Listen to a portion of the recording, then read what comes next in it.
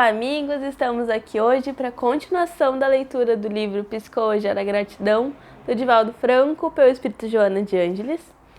Vamos iniciar nosso último capítulo, capítulo 11, subtítulo 1. Gratidão como caminho para a individuação.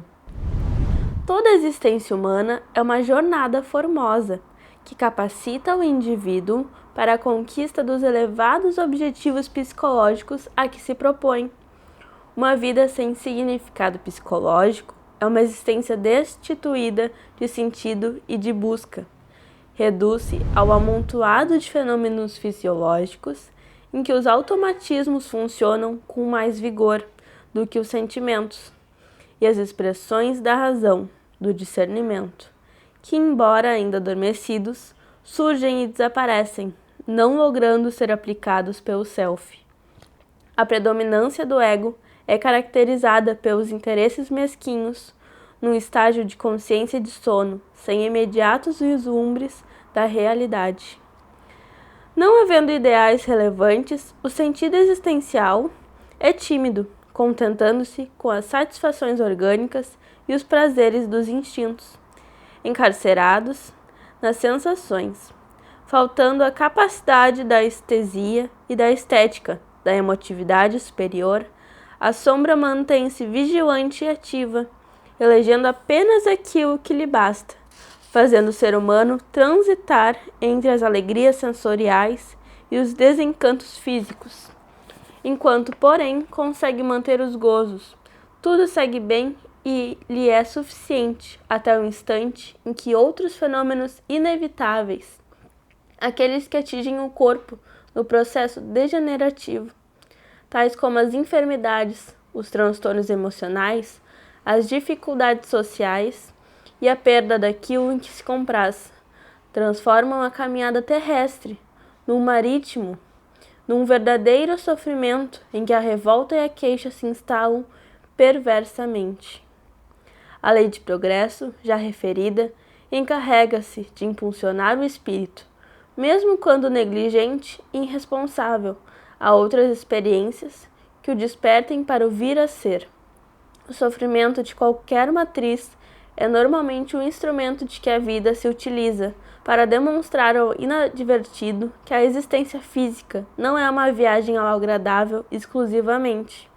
Ao desfrutar dos contentamentos imediatos, sem nenhum respeito pelo esforço pessoal, pelas lutas e mesmo pelas reflexões afligentes que alteram a percepção da realidade.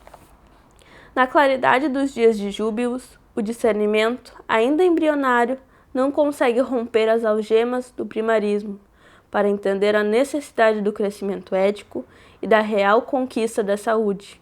Esse trânsito do adormecimento para o despertar sempre se apresenta quando se é obrigado a caminhar pela noite escura da alma, conforme acentuava São João da Cruz, que a viveu demoradamente até conseguir a crucificação do ego e das suas paixões, morrendo em holocausto pessoal, para ressuscitar em madrugada de bênçãos e de conhecimentos da verdade, perfeitamente lúcido e feliz. Quase sempre, porém, quando se é convidado a transitar por essa noite, aqueles que ainda não se adaptaram aos processos de mudança dos estágios inferiores, dos quais as necessidades são fisiológicas em predominância, para outro menos orgânicos e mais emocionais e psíquicos. Em vez do esforço pelo conseguir, esse paciente rebela-se, entrega-se aos queixumes, transforma as experiências em rosário de lamentação, de infelicidade. Nele permanece a criança maltratada, sempre ansiosa por apoio e carinho, negando-se ao crescimento psicológico, ao desenvolvimento dos valores espirituais que existem no seu interior, assim como em todos os seres humanos. O amadurecimento psicológico exige não raro muita aflição e cansaço da situação de comodidade, que perde o encantamento na razão direta em que é vivenciada, produzindo saturação emocional no gozador. Certo genitor laborioso e dedicado ao dever tinha um filho, que ao contrário era fútil, vivendo como um parasita explorador do pai, aplicava o tempo nos gozos materiais e na consumpção das energias morais, mesmo que escassas. O pai, maduro e sábio, sempre o advertia e lhe explicava que, pelo fenômeno natural da vida, seria o primeiro a morrer, e que os haveres, por mais abundantes, quando gastos sem renovação, tendiam para o desaparecimento, para a extinção. Informava-o que os amigos que o cercavam não lhe tinham a menor estima, antes se interessavam pelos recursos de que se dispunha, e quando esses escassassem, também desapareceriam. Os conselhos soavam como velha balada conhecida e recusada. Oportunamente, o idoso trabalhador mandou construir nos fundos da propriedade um celeiro, colocando no seu interior uma forca, tendo fixada uma placa informativa com os seguintes dizeres: eu jamais ouvi os conselhos do meu pai. Posteriormente, quando tudo estava concluído, chamou o filho, levou-o ao celeiro e explicou-lhe: filho, encontro-me velho, cansado e enfermo. Quando eu falecer, tudo que me pertence passará à sua propriedade. Caso você fracasse, porque atirará fora todos os bens que lhe transfiro, peço-lhe que me prometa que usará essa forca como medida de reparação do mal que nos fez a ambos. O moço, sem entender exatamente o que o pai desejava dizer-lhe, silenciou, a fim de o não contrariar. O genitor desencarnou tempos depois, e o jovem herdou-lhe os bens, passando a dissipá-los com mais extravagâncias e desperdícios. Pouco tempo transcorrido, deu-se conta de que havia malbaratado todos os negócios e recursos, e estavam reduzidos à miséria, à solidão, até mesmo porque os falsos amigos abandonaram-no. Recordou-se do pai e chorou copiosamente. No pranto, recordou-se da promessa que lhe fizera, de que se enforcaria após o fracasso. Trêmulo de emoção, desordenada, dirigiu ao celeiro e lá encontrou a forca. Assim como os dizeres terríveis. Teve uma iluminação, concluindo que essa seria a única vez na sua existência em que poderia agradar ao homem nobre, que fora seu pai, e sempre vivera decepcionado com a sua conduta.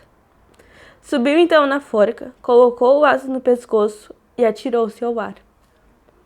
O braço de Jinhoca era oco e partiu-se, caindo dele diversas joias, diamantes, rubis e esmeraldas. Uma verdadeira fortuna, com um bilhete que informava: esta é a sua segunda chance.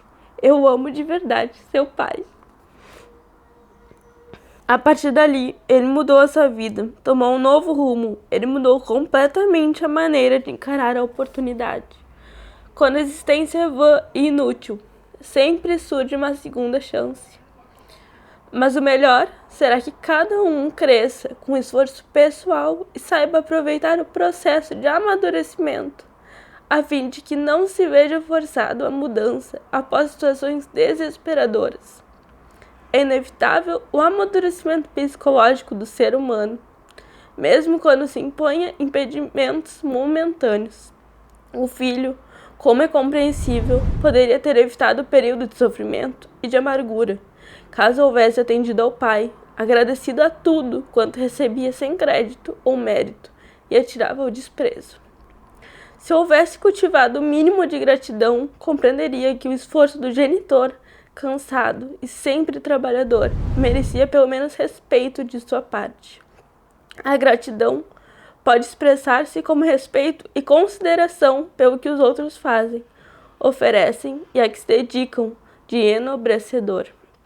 A sua ausência dá lugar a um tipo de cupim emocional que devora interiormente o ser, qual ocorre com aquele inseto de vida social em que se nutre de planta viva ou morta, alimentando-se com voracidade enquanto a consome.